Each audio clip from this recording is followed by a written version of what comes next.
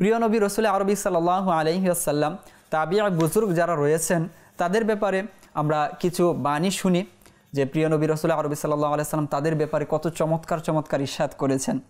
হযরত ইবনে মাসউদ রাদিয়াল্লাহু তাআলা আনহু থেকে বর্ণিত হাদিস, তিনি বলেন যে প্রিয় নবী রাসূল আরবি সাল্লাল্লাহু আলাইহি ওয়াসাল্লাম ইরশাদ করেছেন, খায়রু উম্মতি আল করনুল লাযী ইয়ালুনি সুম্মা আল্লাযীনা ইয়ালুনাহুম সুম্মা আল্লাযীনা ইয়ালুনাহুম।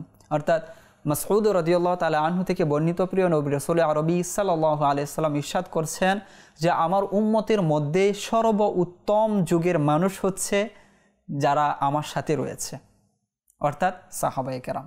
অতঃপর বলেন সুম্মা আল্লাযীনা ইয়ালুনাহুম, এই সাহাবায়ে কেরামের নিকটবর্তী যারা রয়েছে তারা হচ্ছে সর্বোত্তম।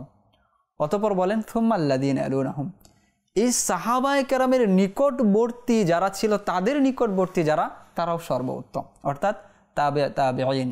তো প্রিয় নবী রাসূল আরবি সাল্লাল্লাহু আলাইহি ওয়াসাল্লাম 3 যুগের মানুষদের সর্বোত্তম বলেছেন। এক হচ্ছে নিজের যুগের মানুষ অর্থাৎ সাহাবায়ে কেরাম আলাইহিমুর রিদওয়ান, দ্বিতীয় হচ্ছে তাবেঈন, তৃতীয় হচ্ছে তাবেঈন। আর আমরা আলোচনা শুনছি তাবেঈ বুজুর্গানের বৈশিষ্ট্য সম্পর্কে।